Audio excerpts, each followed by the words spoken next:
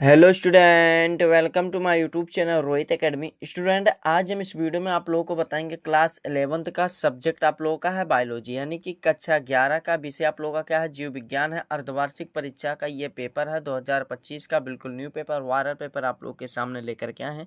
Paper का code है, यानी कि जो पैटर्न आप लोग का क्या है, NM01 है। इसका पूर्णांक जो दिया गया 70 में 70 नंबर। आप लोग को बिल्कुल कंप्लीट तरीके से एक एक क्वेश्चन का आंसर बताएंगे एंड आप लोग को समझाएंगे। बस आप लोग वीडियो के अंत तक बने रहिएगा, ठीक है।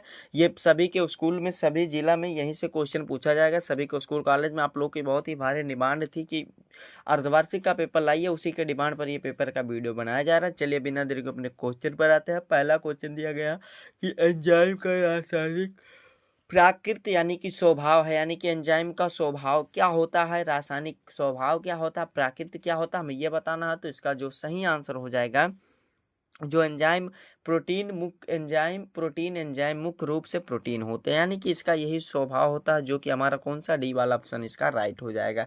दूसरा क्वेश्चन दिया गया, मछलियों का अध्ययन जीव विज्ञान के किस शाखा के अंतर्गत आता है, हमें ये बताना है। तो इसका जो सही आंसर हो जाएगा इक्थियोलॉजी हो जाएगा।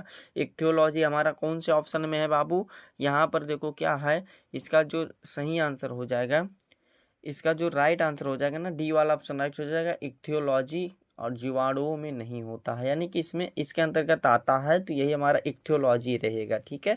तो फिर अगला क्वेश्चन क्या दिया गया है कि जीवाणुओं में नहीं होता है, यानी कि जीवाणुओं में क्या नहीं होता है।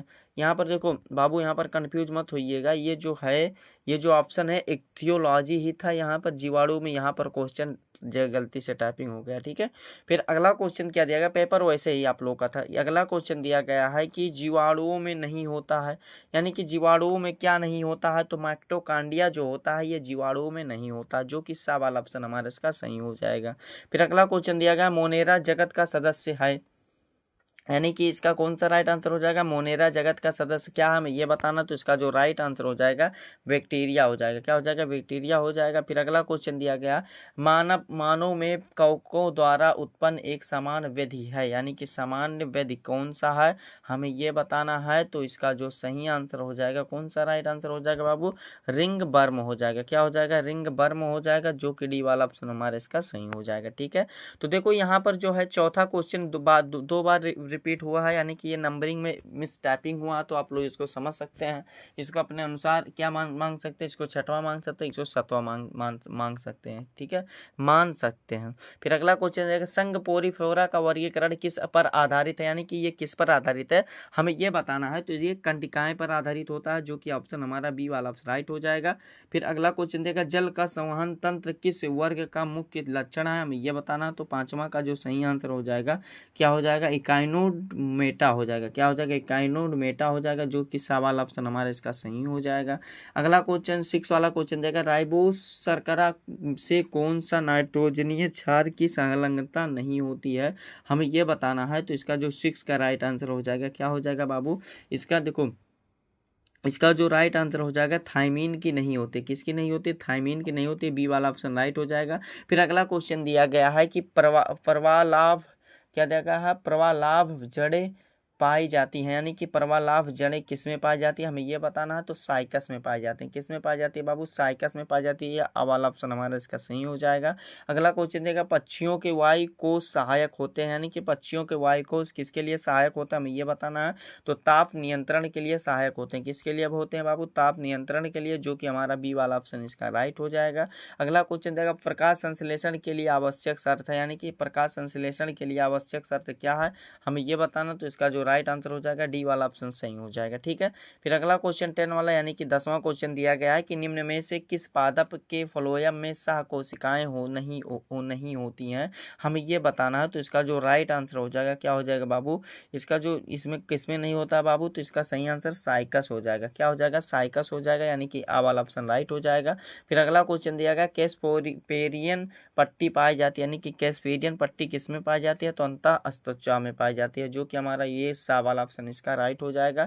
फिर अगला क्वेश्चन देगा मेढक है, यानी कि मेढक एक प्रकार का क्या होता है, हमें ये बताना है। तो इसका जो सही आंसर हो जाएगा मेढक क्या है, एक प्रकार का मांसाहारी जीव है, जो कि आ वाला ऑप्शन हमारा इसका सही हो जाएगा। फिर अगला क्वेश्चन दिया गया है उस बिकर यानी कि एंजाइम का नाम लिखिए जो बेकरी उद्योग में प्रयुक्त होता है, यानी कि उस एंजाइम का नाम लिखना है। तो इसका क्या हो जाएगा, जाइमेज हो जाएगा। क्या हो जाएगा बाबू, जाइमेज हो जाएगा, जो कि सा वाला ऑप्शन हमारा इसका राइट हो जाएगा। अगला क्वेश्चन दिया गया क्या कि नई कोशिका का निर्माण होता है, यानी कि नई कोशिका का निर्माण किसमें होता है, तो पूर्व स्थित कोशिका में होता है, जो कि हमारा कौन सा सा वाला ऑप्शन इसका सही हो जाएगा। फिर अगला क्वेश्चन दिएगा डीएनए नहीं होता है, यानी कि डीएनए किसमें नहीं होता, हमें यह बताना है। तो इसका जो राइट आंसर हो जाएगा माइटोकॉन्ड्रिया में नहीं होता है, जो कि बी वाला ऑप्शन हमारा इसका राइट हो जाएगा। फिर अगला क्वेश्चन दिया गया 16 वाला कि मेढक में श्वसन होता है, यानी कि मेढक में श्वसन किस प्रकार से होता है, हमें ये बताना है। तो इसका जो सही आंसर हो जाएगा, कौन सा राइट आंसर हो जाएगा बाबू, देखो मेढक में जो श्वसन होता है किस प्रकार से होता है, तो सभी के द्वारा होता है, यानी कि क्या हो जाएगा, त्वचा द्वारा भी होता है, मुख द्वारा भी होता है, फुफ्फुस द्वारा भी होता है, यानी कि सभी के द्वारा हो जाएगा। डी वाला ऑप्शन हमारा इसका सही हो जाएगा। 17 वाला क्वेश्चन देगा वही कोशिकाएं कौन सी हैं जिनमें सेंट्रोल नहीं होता है, यानी कि सेंट्रोल नहीं होता है, किसमें नहीं होता है, तो तंत्रिका कोशिका में नहीं होता, जो कि आ वाला ऑप्शन हमारा इसका सही हो जाएगा। फिर अगला क्वेश्चन देगा वह हार्मोन जो हृदय स्पंदन उद्दीपित करता है, यानी कि उस हार्मोन का क्या नाम है, तो एंड्रोनील हार्मोन नाम है। क्या नाम है, देखो एंड्रोनील है, क्या है, एंड्रोनील है, जो कि हमारा बा वाला ऑप्शन राइट हो जाएगा। फिर अगला क्वेश्चन देगा अमोनिया से यूरिया का संश्लेषण कहाँ होता है, यानी कि अमोनिया से यूरिया का संश्लेषण किसमें होता है, तो पेल्विस में होता है, किसमें होता है, पेल्विस में होता है, जो कि डी वाला ऑप्शन हमारा इसका सही हो जाएगा। अगला क्वेश्चन देगा C4 चक्र में प्रथम CO2 ग्रहण करता है, यानी कि क्या ग्रहण करता है, हमें ये बताना है। तो इसका जो सही आंसर हो जाएगा PEP हो जाएगा। क्या हो जाएगा, PEP हो जाएगा, ठीक है, जो कि हमारा कौन सा राइट आंसर इसका हो जाएगा बाबू, देखो पीई चक्र में क्या होता है, यानी कि पीई का फुल फॉर्म क्या होता है, फास्फोएनोन पायरुवेट होता है, ठीक है, क्या होता है, फास्फोएनोलोन पायरुवेट होता है, ये हमारा डी वाला ऑप्शन इसका सही हो जाएगा, ठीक है। फिर अगला क्वेश्चन देखिए यहाँ पर दिया गया है वर्णनात्मक प्रश्न आप लोगों के लिए दिया गया है, क्या खंड बा यहाँ से हमारा स्टार्ट होता है, जिसमें से वर्णनात्मक प्रश्न दिया गया। इसमें पहला क्वेश्चन का वाला दिया गया, जो कि 2-2 नंबर का क्वेश्चन है कि जंतु विज्ञान के जनक कौन थे, यानी कि कह सकते हैं लघुत्तरीय क्वेश्चन दिया गया है, बताना है कि जंतु विज्ञान के जनक कौन हैं, हमें ये बताना, तो अरस्तु हैं। कौन है बाबू, अरस्तु हैं, 2 नंबर कंप्लीट हो गया। फिर अगला क्वेश्चन दिया गया कि जैव विविधता से आप क्या समझते हैं, यानी कि जैव विविधता से आप क्या समझते हैं, हमें ये बताना, तो इसका आंसर लिखना है जैव विविधता से तात्पर्य पृथ्वी पर पाए जाने वाले सभी जीवन के विभिन्न रूपों की विविधता से है, जिसमें विभिन्न प्रजातियों के जीव, उनके आनुवंशिक भिन्नताएं और वह पारिस्थितिकी तंत्र शामिल हैं जिनमें वह रहते हैं। इस प्रकार से 2 नंबर इसमें भी कंप्लीट हो जाएगा। फिर अगला क्वेश्चन देगा पेनिसिलिन की खोज किसने करने वाले वैज्ञानिक का नाम लिखा, यानी कि पेनिसिलिन की खोज करने वाले वैज्ञानिक का नाम लिखना है। तो उनका क्या नाम था बाबू, अलेक्जेंडर फ्लेमिंग था। क्या था, अलेक्जेंडर फ्लेमिंग था। 2 नंबर इसका भी कंप्लीट हो गया। फिर अगला क्वेश्चन दिया गया क्या कि प्रत्यक्ष तथा अप्रत्यक्ष परिवर्तन में क्या अंतर है, यानी कि प्रत्यक्ष और अप्रत्यक्ष में क्या अंतर होता है। तो प्रत्यक्ष में देखो परिवर्तन में क्या होता है कि इसमें जीव का शिशु रूप से वयस्क के समान होता है और कई लौरों का अवस्था नहीं होता है। और अप्रत्यक्ष में क्या होता है, इसमें जीव का शिशु रूप से वयस्क से भिन्न होता है और वयस्क बनने की कायांतर से गुजरता है। इस प्रकार से ये वाला भी हमारा क्या हो जाएगा, कंप्लीट हो जाएगा, ठीक है। फिर अगला क्वेश्चन देखिए क्या दिया गया है, समझिएगा, देखिए समझिएगा। अगला क्वेश्चन दिया गया कि संघ पोरीफोरा का वर्गीकरण किस पर आधारित है, यानी कि ये जो संघ पोरीफोरा होता है इसका वर्ग किस पर आधारित है, हमें ये बताना है। तो इसका जो सही आंसर हो जाएगा, इसका आंसर लिखिएगा कि संघ पोरीफेरा का वर्गीकरण मुख्य रूप से उनके कंकाल में मौजूद स्पोर्स या स्पंजन तंतुओं की रासायनिक संरचना और आकार पर आधारित है। तो ये वाला भी हमारा क्या हो जाएगा, कंप्लीट हो जाएगा। फिर अगला क्वेश्चन दिया गया है कि एंडोप्लाज्मिक रेटिकुलम का कार्य लिखिए, यानी कि जो एंडोप्लाज्मिक रेटिकुलम होता है इसका हमें क्या लिखना है, कार्य लिखना है। तो इसका आंसर लिखना है ER, यानी कि होता है ना एंडोप्लाज्मिक रेटिकुलम, यानी कि ER होता है एंडोप्लाज्म। इसका कार्य क्या होता है, देखिए समझिएगा, लिखिएगा कि एंडोप्लाज्मिक रेटिकुलम के मुख्य कार्य है प्रोटीन संश्लेषण और फोल्डिंग। जैसे कि क्या होता है, खुरदुरा ER होता है, यानी कि एंडोप्लाज्मिक होता है, यानी कि RER कह सकते हैं, रफ रफ एंडोप्लाज्मिक होता है ना, रफ एंडोप्लाज्मिक रेटिकुलम। लिपिड संश्लेषण और यानी कि चिकना स्मूथ एंडोप्लाज्मिक रेटिकुलम का कैल्शियम आयनों का भंडार है। यानी कि इस प्रकार से इसका कार्य भी लिख सकते हैं। 2 नंबर इसमें भी क्या हो जाएगा, कंप्लीट हो जाएगा। फिर अगला क्वेश्चन देखिए क्या दिया गया, समझिएगा। अगला क्वेश्चन देखिए, नील हरित शैवालों और जीवाणुओं में क्या समानताएं होती है, हमें ये बताना है। यानी कि नील हरित शैवालों और जीवाणुओं में क्या समानताएं होती हैं, हमें ये बताना है। तो इसका जो राइट आंसर हो जाएगा ना बाबू, इसको क्या करना है, इसको आप लोगों को खुद से तैयार कर लेना। सभी क्वेश्चन का आंसर जो बताया जाएगा उसको खुद से आप तैयार कर लीजिएगा, स्क्रीन पर बता दे रहे हैं, समझ लीजिएगा।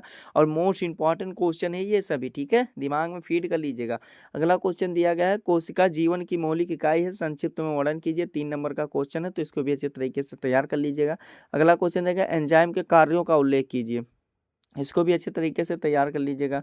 अगला क्वेश्चन देगा, राइबोसोम की संरचना तथा कार्य का वर्णन कीजिए, जो कि 4 नंबर का क्वेश्चन है, तो इसको भी अच्छे तरीके से आप लोग प्रिपेयर कर लीजिएगा। अगला क्वेश्चन देगा, ग्लाइकोसिस की को रेखा द्वारा बनाइए, यानी कि इसमें भी 4 नंबर आप लोग का कंप्लीट हो जाएगा। फिर अगला क्वेश्चन दिया गया है कि ऑक्सीशोषण के मुख्य चरण कौन से हैं, यह कहाँ संपन्न होती है, यह हमें बताइए, 5 नंबर का क्वेश्चन है। अथवा करके दिया गया है, जातियों की संकल्पना विस्तार से समझाइए, 5 नंबर का क्वेश्चन है, इसको भी अच्छे तरीके से तैयार कर लीजिएगा। फिर अगला क्वेश्चन दिया गया, निम्नलिखित के आर्थिक महत्व का वर्णन कीजिए, जो कि 5 नंबर का क्वेश्चन दिया गया, इसको भी अच्छे तरीके से आप लोग को तैयार कर लीजिएगा, ठीक है। अगला क्वेश्चन दिया गया है, अगर कवक और ये टेरिफोफाइट्स को तैयार कर लीजिएगा। फिर अगला क्वेश्चन दिया गया, अथवा करके शैवाल और जिम्नोस्पर्म का आर्थिक महत्व पर टिप्पणी लिखिए, इसको भी तैयार कर लीजिएगा। 6 में जो दिया गया है 10 नंबर का क्वेश्चन दिया गया, 6 वाला क्वेश्चन है, इसमें का वाला क्वेश्चन पूछा गया है कि उभयचर वर्ग के प्राणियों के प्रमुख लक्षणों का उल्लेख कीजिए, इस वर्ग को गण और उनके लक्षणों का उदाहरण सहित वर्गीकृत कीजिए, जो कि 5 नंबर का क्वेश्चन पूछा गया, तो इसको भी अच्छे तरीके से आप लोग क्या कर लीजिएगा, तैयार कर लीजिएगा। अथवा करके दिया गया, पुष्प कर्म की परिभाषा दीजिए, और पुष्पी पादपों में विभिन्न प्रकार के पुष्प कर्मों के आधार का वर्णन कीजिए, तो इसको भी अच्छे तरीके से आप लोग क्या कर लीजिएगा, तैयार कर लीजिएगा। खा वाला क्वेश्चन दिएगा, हस्तांतरण आरएनए पर संक्षिप्त टिप्पणी लिखिए, यानी कि जो हस्तांतरण आरएनए होता है इस पर संक्षिप्त टिप्पणी लिखिए, जो कि 5 नंबर का क्वेश्चन है, तो इसको भी अच्छे तरीके से आप लोग तैयार कर लीजिएगा। अथवा करके दिया गया, पेशी ऊतक कितने प्रकार के होते हैं, आरेखित पेशी ऊतक की संरचना चित्र सहित समझाइए, तो ये वाला भी 5 नंबर का क्वेश्चन है, तो इसको भी अच्छे तरीके से आप लोग तैयार कर लीजिएगा, ठीक है। यही था आप लोग का क्लास 9 का जीव विज्ञान यानी क्लास 11 का जीव विज्ञान यानी कि बायोलॉजी का पेपर था, कक्षा 11 का। या इसको आप लोग इस वीडियो में कंप्लीट एंड आप लोग को फुल सोल्यूशन के साथ बता दिया गया एंड आप लोग को समझा दिया गया। आप लोग को ये हमारा प्यारा सा लवली सा वीडियो कैसा लगा कमेंट करके जरूर बताइएगा। हाँ, अगर आप हमारे चैनल पर नए हो तो बाबू चैनल को सब्सक्राइब कर लीजिएगा, बेल आइकन को दबा दीजिएगा। और आप लोग वीडियो को शेयर नहीं करते हो ना, तो आप लोगों के लिए यही काम रहेगा ना, क्या काम रहेगा समझिएगा, कि इस वीडियो को क्लास 11 के यानी कि कक्षा 11 के जितने भी स्टूडेंट होंगे ना, उनके पास अधिक से अधिक जरूर शेयर करके पहुंचा दीजिएगा, ठीक है। चलिए हम आप लोगों से मिलते हैं नेक्स्ट वीडियो में नेक्स्ट टॉपिक के साथ, तब तक के लिए जय हिंद, जय भारत, वंदे मातरम।